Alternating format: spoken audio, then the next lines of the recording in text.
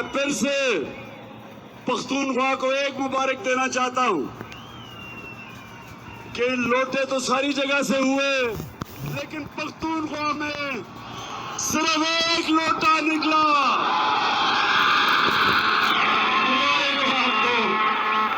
अच्छा, वो लोटा कौन है? मैंने इनको कहा था लोटों को, जब ये लोटे हो रहे थे, जब ये अपने ज़मीर के सौदे कर रहे थे, तो मैंने पैगाम दिया, मैंने कहा ना, अपने आप को जलील ना करो। ये सारी जिंदगी लोग आपको याद करेंगे, आपकी सोशल मीडिया पे शक्लें आएंगी, हमेशा आपकी शक्लों के साथ लोटा लिखा जाएगा। आपके बच्चों की जो शादियां होंगी, आपके बेटे की बीवी कहेगी तुम्हारा बाप लोटा था। तो लानत है ऐसे पैसे की, लानत है कि ऐसा पैसा लेके अपने ज़मीर को बेचो। ये वो पाकिस्तान नहीं रहा, वो छांगे मांगे वाला पाकिस्तान नहीं रहा, क्योंकि एक तरफ पीपल्स पार्टी थी, दूसरी तरफ नून लीग, दोनों लोगों को खरीद रही थी, बेच रही थी। अब आपके सामने तहरीक इंसाफ है, ना हम किसी लोटे को खरीदते हैं और ना हम कभी किसी लोटे को माफ करते हैं। और ये नया पाकिस्तान बन रहा है, इसमें हमने इस मुल्क की अखलाकियात को उठाना है, अमर बिल मारूफ पे चलना है, जो हुक्म है अल्लाह का, अच्छाई के साथ खड़े होना है और बुराई और बदी के खिलाफ जिहाद करना है। कोहाट, पाकिस्तान जिंदाबाद, पाकिस्तान पाइंदाबाद। और फिर से इस शानदार जलसे का आपको खिराज तहसीन भी पेश करता हूं, आपका शुक्रिया अदा भी करस्ताइन। कोहाट,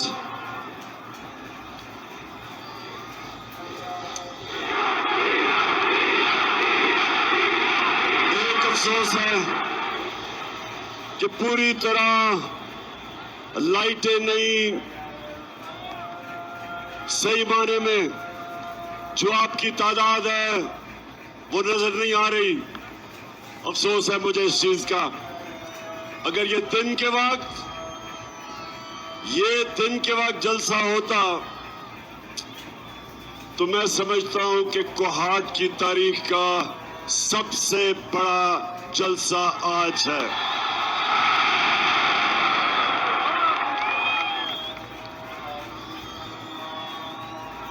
मेरे कोहाट के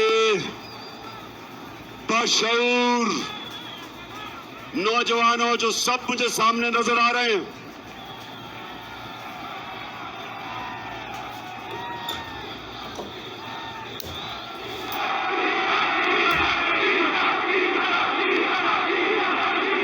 ये ठीक है आपकी बात कि पेट्रोल और डीजल की कीमतें बढ़ने लगी हैं।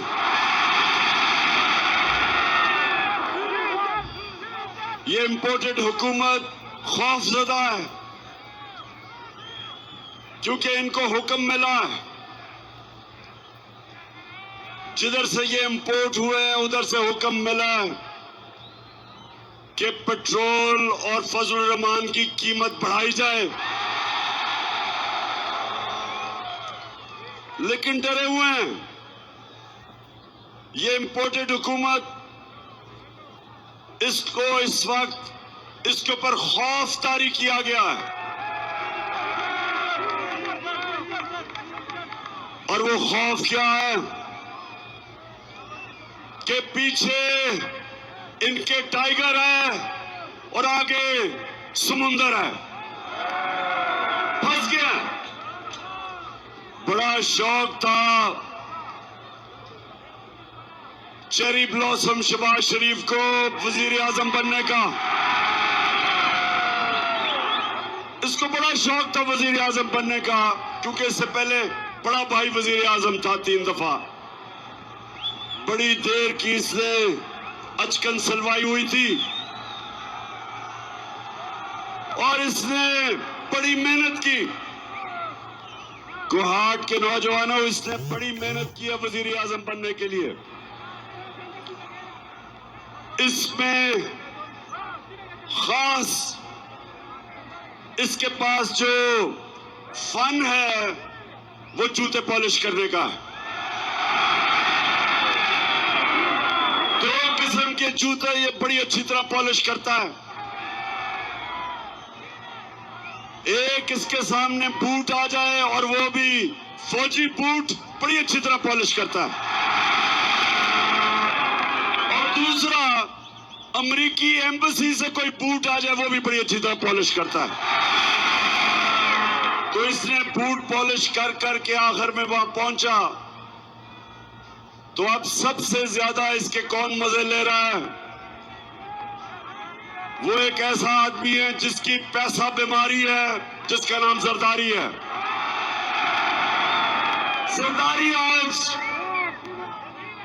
आज वैसे वाकई नून लीग के मुकाबले में वो वाकई जरदारी इन सब पे भारी है। नून लीग पे वो बड़ा मजे ले रहा है। सारी गालियां महंगाई की, जो रुपया गिर रहा है, स्टॉक एक्सचेंज गिर रहा है, वो शहबाज शरीफ को पड़ रही हैं। और जरदारी फेडरल गवर्नमेंट में भी बैठा है और सिंध के ऊपर भी कब्जा करके बैठा। तो कोहाट देखें, एक कुरान में अल्लाह कहता है एक प्लान इंसान बनाता है और दूसरा ऊपर वाला अल्लाह बनाता है और कामयाब सिर्फ एक होता है। तो इन्होंने बड़ा स्कीम किया था, साजिश की थी, बड़ी मिन्नतें करके, जूते पॉलिश करके, सबने मिलके, थ्री स्टूजेस, एक उसमें डीजल, दूसरा जरदारी और तीसरा चेरी ब्लॉसम, इन तीनों ने जोर लगा के हमारी हुकूमत गिराई। लेकिन आज जिस तरह मैंने कहा, आगे समुंदर और पीछे टाइगर, फंस गया शहबाज शरीफ। और अब इनके पास एक ही रास्ता है। ये अब अमेरिकनों को कहेंगे, कल इनकी IMF की मीटिंग है दोहा में, अमेरिकनों को कहेंगे कि खुदा के वास्ते हमारी मदद करो, हमें थोड़े डॉलर दो। अगर हमें तुमने डॉलर ना दिए तो इमरान खान फिर आ जाएगा। लेकिन मेरे कोहाट के नौजवानों, मैं अमेरिकनों को बहुत अच्छी तरह जानता हूं। वो कभी अपने डॉलर ऐसे नहीं देते। वो अगर डॉलर देंगे तो इनको पहले मजीद और गुलामी करवाएंगे। इनको हुक्म देंगे कि जब भी जो भी हम आपको कहेंगे, फॉरेन पॉलिसी आपकी हमारे हुक्म पे चलेगी।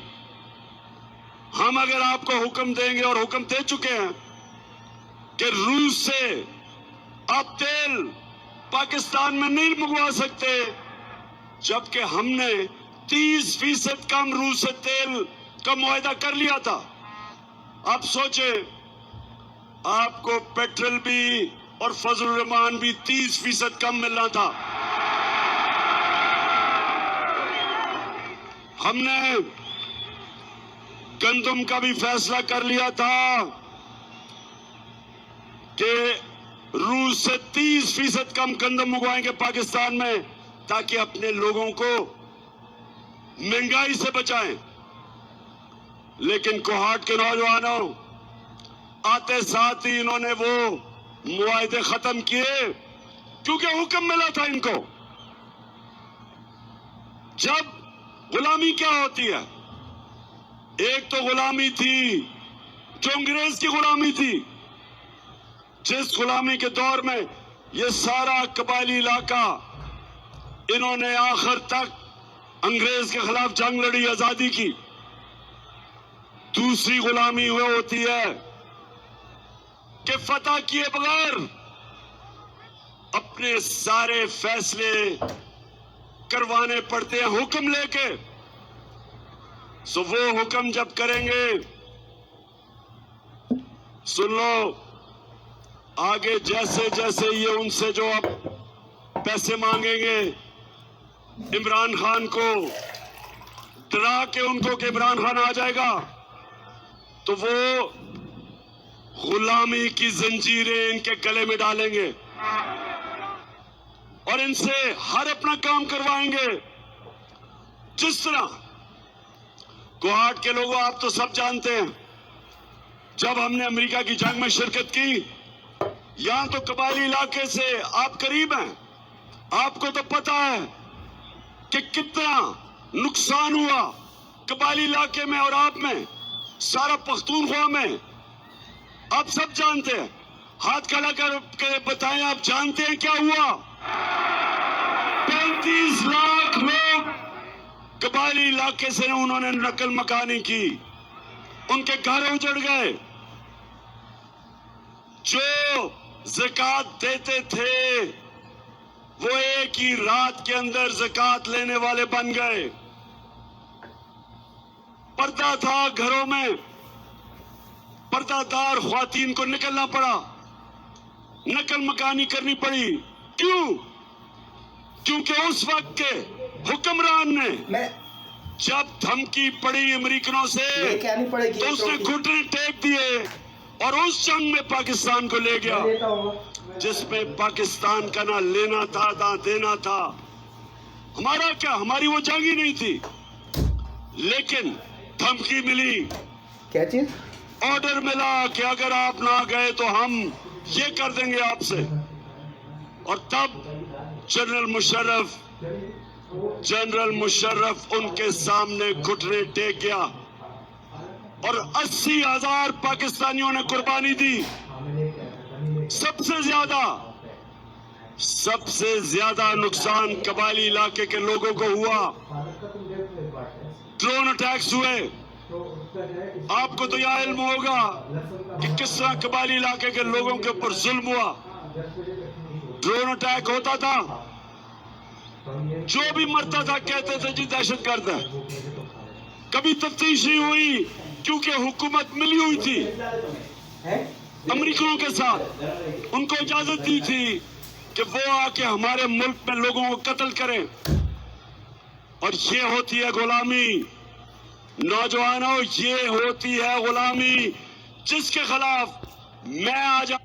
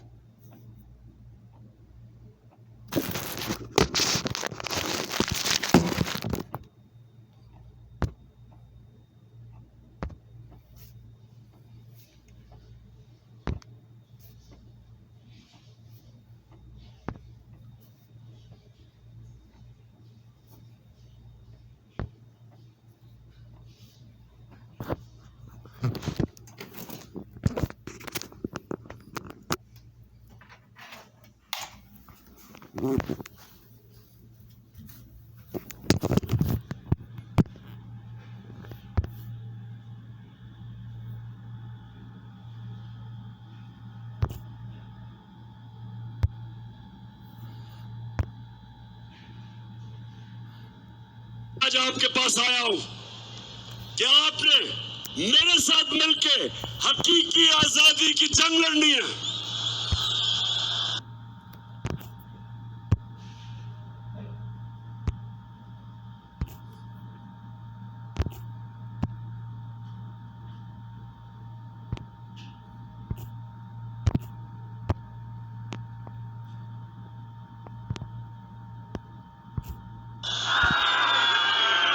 तैयार है इस्लामाबाद के लिए?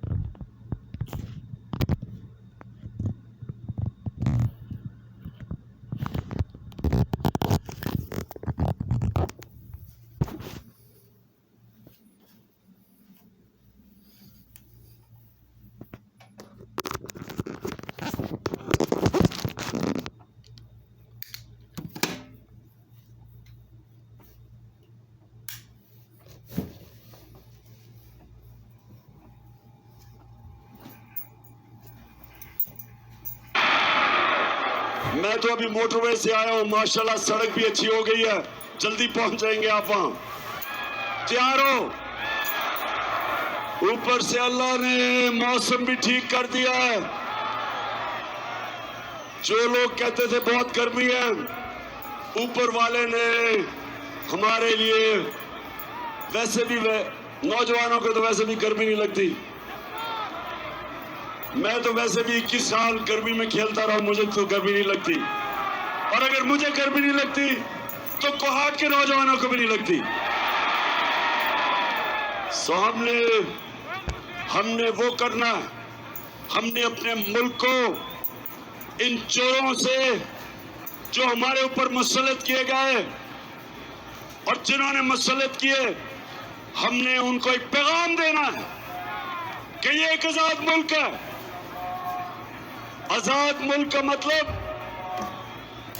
आजाद मुल्क का मतलब जो, वैसे ये लाइटें ऑन करें ताकि लोग देख सकें कितनी पब्लिक आई है। आजाद मुल्क का मतलब वो था जब आज से 75 साल पहले तहरीक पाकिस्तान चली थी और हमारे बड़ों ने अवाम को कहा था, मुसलमानों को, और ला इलाहा इल्लल्लाह का मतलब ये कि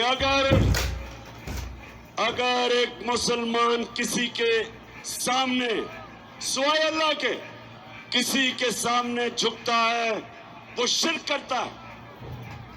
असल में तो वो मुसलमान ही नहीं, क्योंकि वो अल्लाह से अपना वादा तोड़ता है कि अल्लाह तेरे सिवा में किसी के सामने नहीं झुकता। और ये याद रखे कोहाट के नौजवानों, कभी कोई कौम, अजीम कौम बन ही नहीं सकी जो आजाद ना हो। कभी गुलाम या इंसान या कौम जो गुलाम होते हैं वो जमीन पे रेंगते रहते हैं, वो इकबाल के शायर नहीं बन सकते, उनकी परवाज ऊपर नहीं होती, वो सिर्फ आजाद इंसान ऊपर जाता है। जो मैं बार बार लोगों को कहता हूं कि सीरत नबी हमने इसलिए स्कूलों में पढ़ाने की कोशिश की, और इंशाअल्लाह अगर इन्होंने रोक भी दी, हम पढ़ाएंगे अपने बच्चों को सीरत नबी, क्योंकि सिर्फ तब आपको पता चलेगा कि मेरे नबी सल्लल्लाहु अलैहि वसल्लम ने कैसे दुनिया की तारीख का सबसे बड़ा इनकलाब लेके आया मदीना में, सिर्फ एक चीज पे कि ला इलाहा इल्लल्लाह, कोई नहीं है खुदा सिवाय अल्लाह के। इंसानों को बड़े इंसान बना दिया। कभी जो इंसान आजाद नहीं होता, फिर से याद रख लें, वो कभी बड़े काम नहीं कर सकता। कोहाट, मैं आपके सामने कोई सियासी तकरीर नहीं कर रहा, मैं तबलीग कर रहा हूं। मैं आपको आपका दीन सिखा रहा हूं।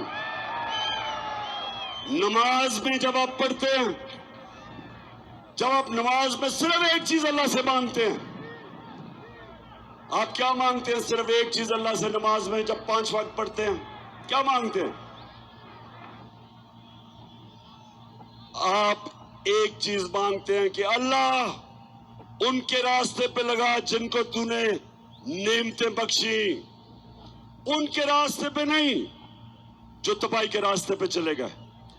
आज पाकिस्तानियों, हम वो 2 रास्ते हमारे सामने, एक है तबाही का रास्ता और गुलामी का रास्ता, दूसरा नबी सल्लल्लाहु अलैहि वसल्लम का रास्ता, हमारी अजमत का रास्ता, मुश्किल रास्ता। हमारे नबी का रास्ता आसान नहीं था, मुश्किल रास्ता था, लेकिन वो इंसान की और कौम की अजमत का रास्ता था। ये 2 रास्ते आपके सामने, एक तरफ गुलामी, दूसरी तरफ आजादी, एक तरफ राय हक, दूसरी तरफ ये चोर, एक तरफ अमर बिल मारूफ। हुक्म है अल्लाह का कि अच्छाई के साथ खड़े हो, बुराई के खिलाफ जहाद करो।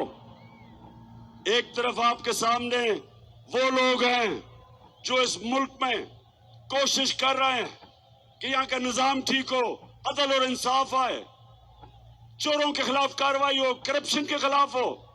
दूसरी तरफ पाकिस्तान के वो डाकू जो 30 साल इस मुल्क को लूट रहे थे, वो खड़े हैं। ये हमारे लिए सामने दो रास्ते हैं। अमर बिल मारूफ ने, अल्लाह ने हमें हुक्म दिया, इन दो रास्तों में फैसला करो। अल्लाह ने हमें ये इजाजत ही नहीं दी कि आप न्यूट्रल हो जाओ, बीच का कोई रास्ता नहीं है। और इसलिए जो मैं आपको तैयार करने आया हूं, इस्लामाबाद की हकीकी आजादी की मार्च, मुझे जरा कोहाट फिर जरा बताओ, हाथ उठा के कि आप तैयार हैं उसके लिए।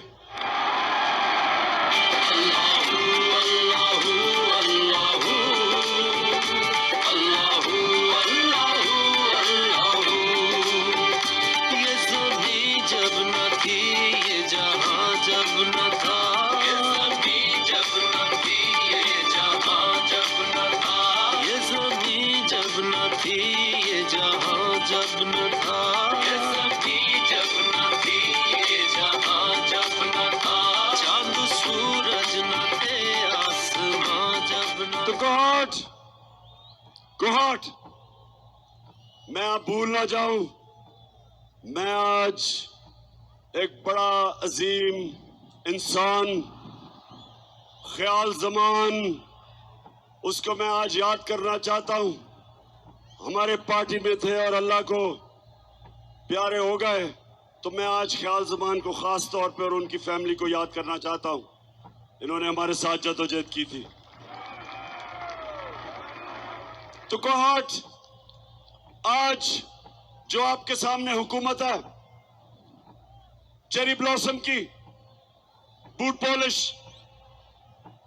ये याद रखें कि सारों हमें कहते रहे कि जी हम बड़े तजर्बाकार हैं, हमें कहते रहे कि आप नाहिल हैं, और कहते रहे कि जब भी आप अवाम में जाएंगे तो लोग आपको बुरा भला कहेंगे, आप छुपते फिरेंगे।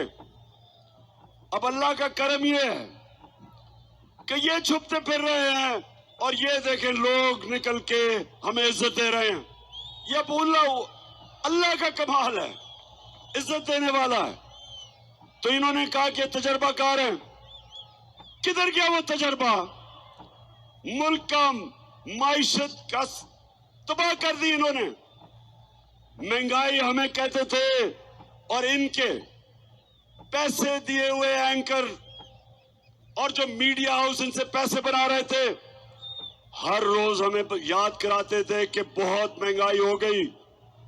जरा जाएं आज लोगों में, उन सबको मैं कहता हूं, मीडिया हाउसेस को, एंकर्स को, पूछें लोगों से, महंगाई का पूछें, और पूछें लोगों से कि क्या ये इस इंपोर्टेड हुकूमत के साथ हैं। तो जो माइक लेके जाएगा दो अवाम से दो आवाजें सुनेगा। एक सुनेगा गद्दार और दूसरा सुनेगा चोर। मदीना में इनको आवाजें लगी,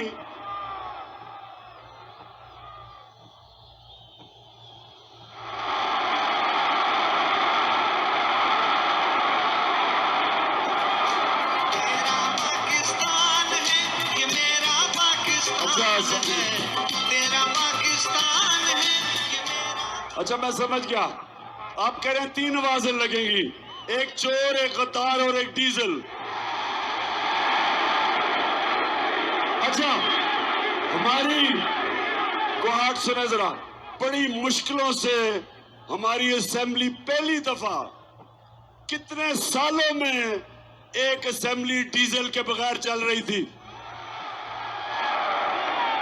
तो डीजल भी इनके साथ मिल गया और इन्होंने ये साजिश की।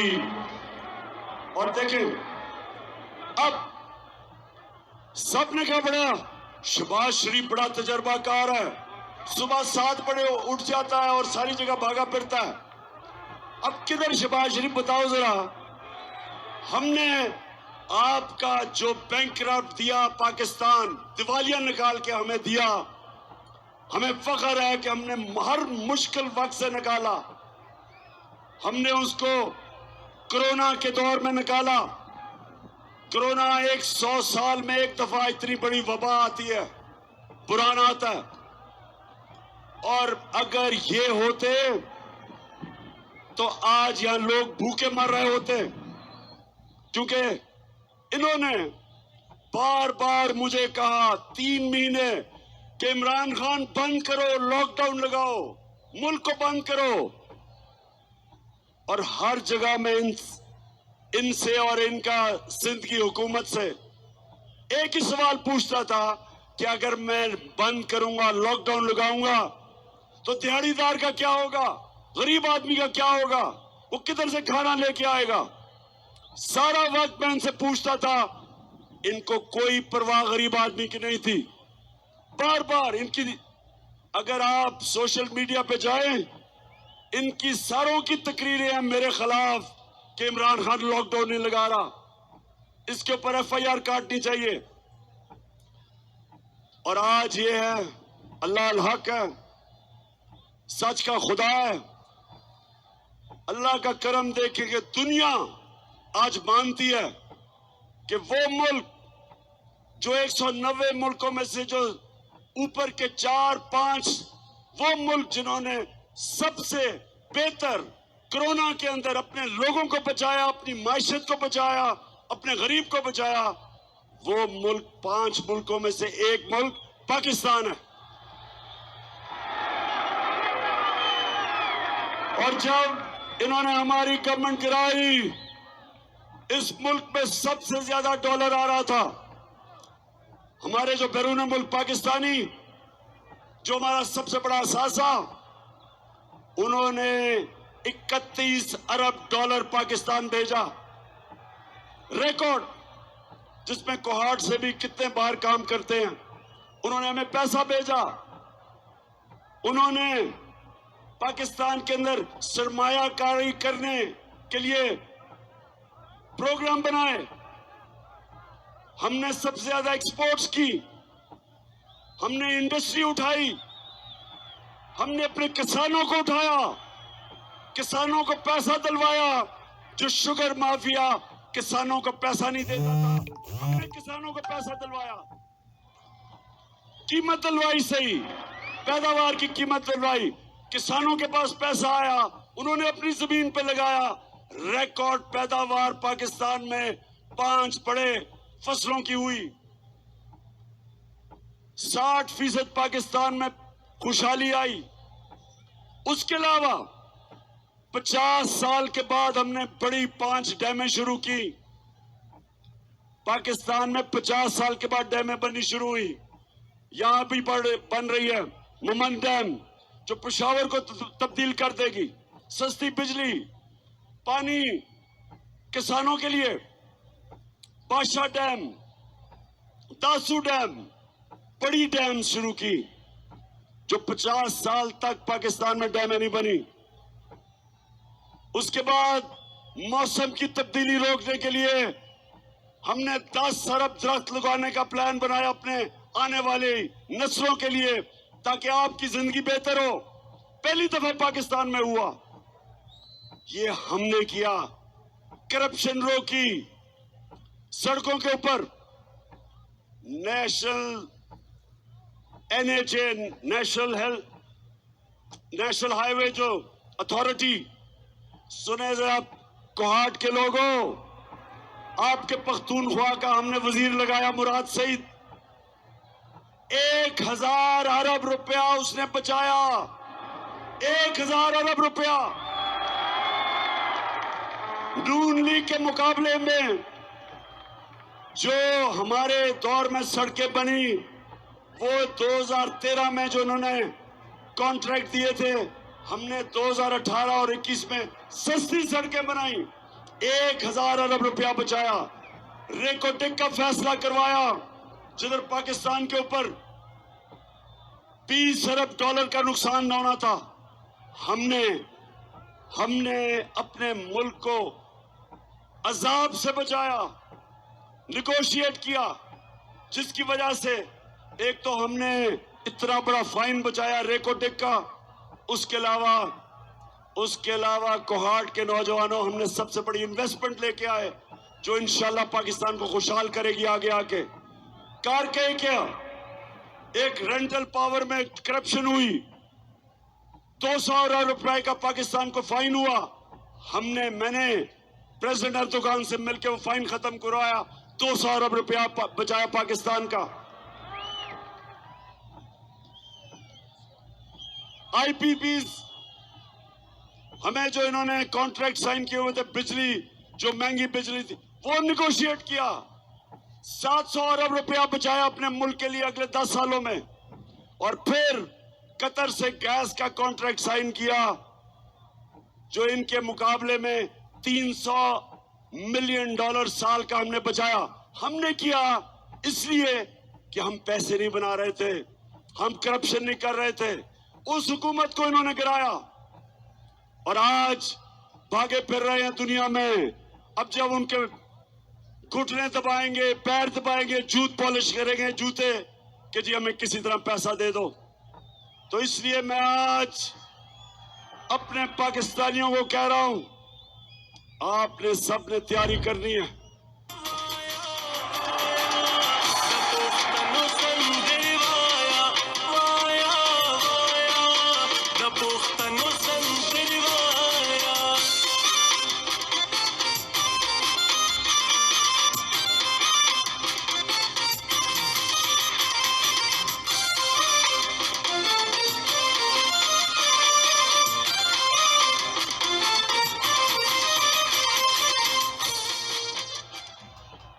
मैं आज सुप्रीम कोर्ट का जो फैसला हुआ है लोटों के खिलाफ,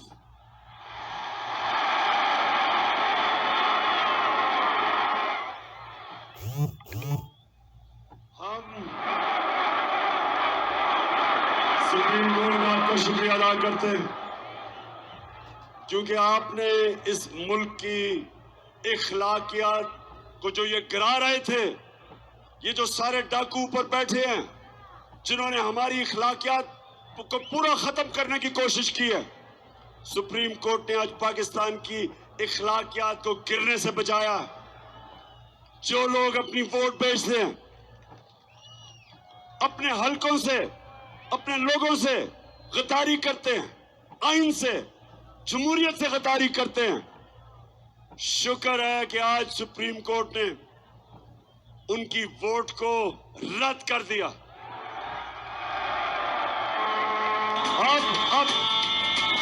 अब हमजा शरीफ, तुमने भी बड़ी देर की अचकन सलवाई हुई थी, अब जरा उस अचकन को आराम से जो आपने पहनी है उस अचकन को भी रखो। और अब मुझे पूरा पता है कि इंशाल्लाह पंजाब में मुर्गी की कीमतें भी नीचे आ जाएंगी।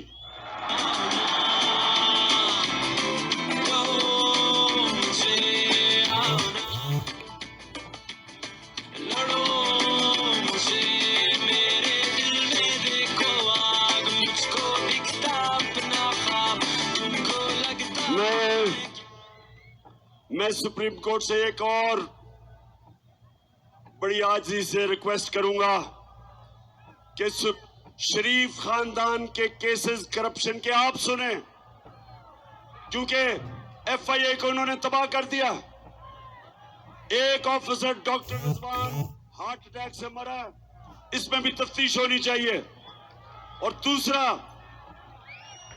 दूसरा जो इन्वेस्टिगेटिंग एफआईए का ऑफिसर है उसको भी हार्ट अटैक हो गया, जो शरीफ खानदान के केस सुन रहा था, शहबाज शरीफ के, उसको भी इन्वेस्टिगेट करें। केसेस अपने पास, सुप्रीम कोर्ट आप अपने पास केसेस बनवाएं, क्योंकि ये डे लाइट रॉबरी है, ये दिन दिहाड़ा डाका पड़ रहा है। 40 अरब रुपए के इनके ऊपर केसेस हैं।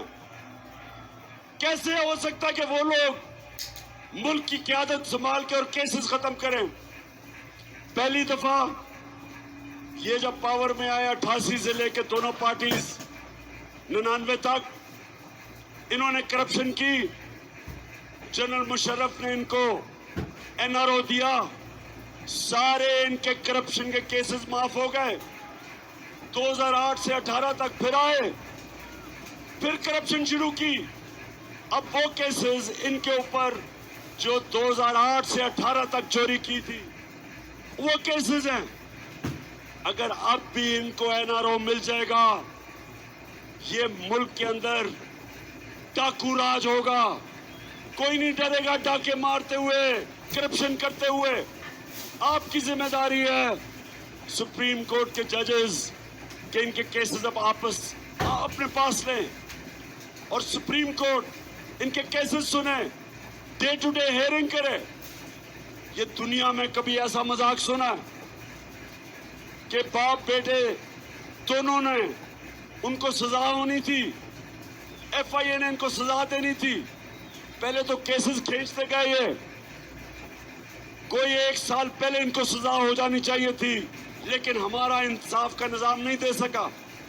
जब सजा होने लगी तो बाप प्राइम मिनिस्टर बन गया, केस खत्म, एफआईए के सारे लोगों को फारग जो इनके केस कर रहे थे, और उधर बेटा तैयार हो गया। इसलिए सुप्रीम कोर्ट को मैं आज रिक्वेस्ट करूंगा कि आप खुद शरीफ खानदान के केसेस सुने और हमें किसी को बड़ा एतमाद नहीं रहा। और दूसरी चीज, मेरे पाकिस्तानियों, कोहाट के नौजवानों, मुझे यह बताएं कि आप चोरों को अपने ऊपर मुसल्लत होने देंगे? हम बिल्कुल इन चोरों को इस मुल्क के ऊपर मुसल्लत नहीं होने देंगे। हम सिर्फ एक चीज चाहते हैं, इलेक्शन करवाओ, पाकिस्तान के लोगों को फैसला करने दो कि कौन इस मुल्क की क़यादत करेगा। हम कोई अमेरिका से इंपोर्टेड हुकूमत को नहीं मानते। इसलिए मैं आज आपके पास आया, इसलिए आया हूं आप सबको तैयार करने के लिए कि इस्लामाबाद आप सबने पहुंचना है। 20 तारीख के बाद मैं आपको डेट दूंगा, इसी महीने की। दिन इसी महीने होगा। कौन सा दिन होगा वो आपका कप्तान बड़ा सोच समझ के प्लान कर रहा है।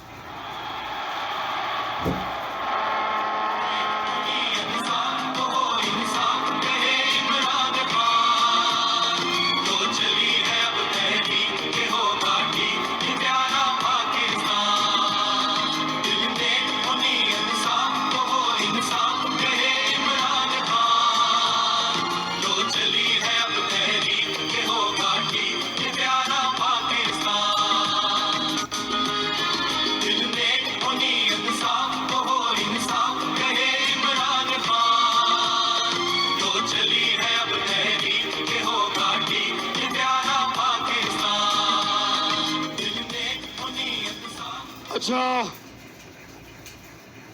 कोहाट के नौजवानों और जो भी ये पाकिस्तान में ये देख रहे हैं, मैं चाहता हूं सारे पाकिस्तान के नौजवान आज मेरे से एक चीज वादा करें कि कभी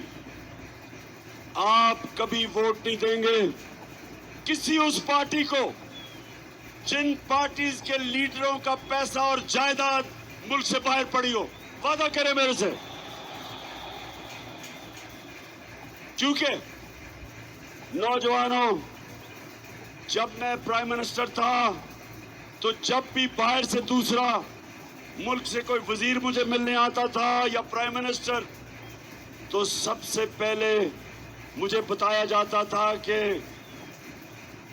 ये किधर पढ़ा है, कितनी पढ़ाई की, इसका तजर्बा क्या है, ये ईमानदार है या नहीं है, इसकी रेपुटेशन क्या है। एक एक चीज उसकी पहले मुझे बताई जाती थी मेरे मिलने से पहले। तो जब आसिफ जरदारी बाहर जाता था तो वो सारे कहते थे कि देख के इसे हाथ मिलाना आपकी उंगलियां चोरी कर लेगा। नवाज शरीफ और आसिफ जरदारी बाहर जाते थे, उनके सारे मगरिब के लीडर्स को पता होता था कि इनके पैसे किधर पड़े हैं, इन्होंने कितनी करप्शन की, सब पता होता था उनको। तो कभी ये उनके सामने आंखों में आंखें डालकर बात नहीं कर सकते, ये कभी एब्सोल्युटली नॉट नहीं कह सकते।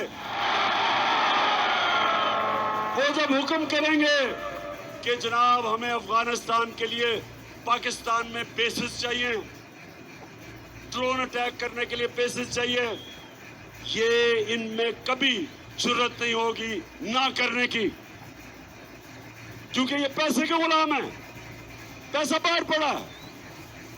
तो इसलिए एक तो आपने ये मेरे से वादा करना है कि आपने कभी जिस पार्टी के भी सरबराह के पैसे बाहर पड़े हो, आपने उस पार्टी को वोट नहीं देना। दूसरा, नौजवानों ज़हन में अपने डाल लें कि कभी कभी आपने गुलामी कबूल नहीं करनी। हम आजाद लोग हैं, हम ला इलाहा इल्लल्लाह अल्लाह से वादा करने वाले लोग हैं। हम अगर किसी के सामने झुकते हैं, हम छोटे से इंसान रह जाते हैं। इंसान वो तकड़ा होता है जो अपने पैर पे खड़ा होता है। जो इंसान वसाखियां लेके फिरता है, उसकी टांगें कमजोर हो जाती है। और इसीलिए जब ये जाते हैं बाहर तो इनकी कांपें टांगती हैं,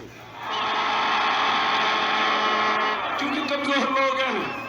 इसलिए नौजवानों, मैं आप सबसे वादा लेना चाहता हूं कि हम आजाद लोग हैं। कुर्बानियां दे के पाकिस्तान बना था, लाखों लोगों ने कुर्बानियां दी थी। हमारा लीडर कायदे आजम गुलाम हिंदुस्तान में एक आजाद इंसान था। हम वादा करते हैं, मेरी कौम, हम वादा करते हैं कि हम सिवाय अल्लाह की किसी की गुलामी नहीं करेंगे। हम हैं दुनिया की तारीख का सबसे अजीम लीडर, जो ना कभी ऐसा आया है ना कभी आएगा। हमारे नबी सल्लल्लाहु अलैहि वसल्लम वो हमारे लीडर जिनकी हम उम्मत हैं, उन्होंने हमें सिखाया था कि कोई नहीं है खुदा सिवाय अल्लाह के। इसलिए ये बहुत जरूरी है कि आज हम खड़े हो, एक पूरी मेरी कौम खड़ी हो। और जब आप इस्लामाबाद में जाएंगे तो हमेशा के लिए ये जो गुलाम है, पैसे के गुलाम है, हमेशा के लिए इनसे आजाद हो जाएंगे इंशाअल्लाह। मेरे कोहाट के लोगों, मैं आपका इस शानदार जलसे का दिल से आपका शुक्रिया अदा करता हूं। मुझे सिर्फ अफसोस है कि इतना बड़ा स्टेडियम जो भरा हुआ है, आधा स्टेडियम नजर ही नहीं आ रहा क्योंकि लाइटें नहीं है। शेरियार अफरीदी का इंतजाम इतना कमजोर था,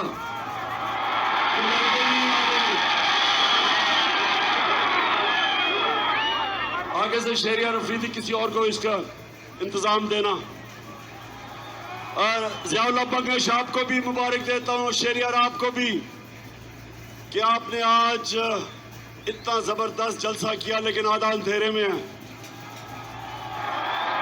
और मैं फिर से पख्तूनख्वा को एक मुबारक देना चाहता हूं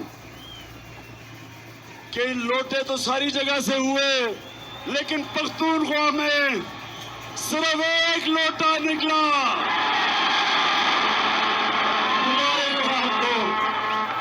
अच्छा, वो लोटा कौन है? मैंने इनको कहा था लोटों को, जब ये लोटे हो रहे थे, जब ये अपने ज़मीर के सौदे कर रहे थे, तो मैंने पैगाम दिया, मैंने कहा ना, अपने आप को जलील ना करो,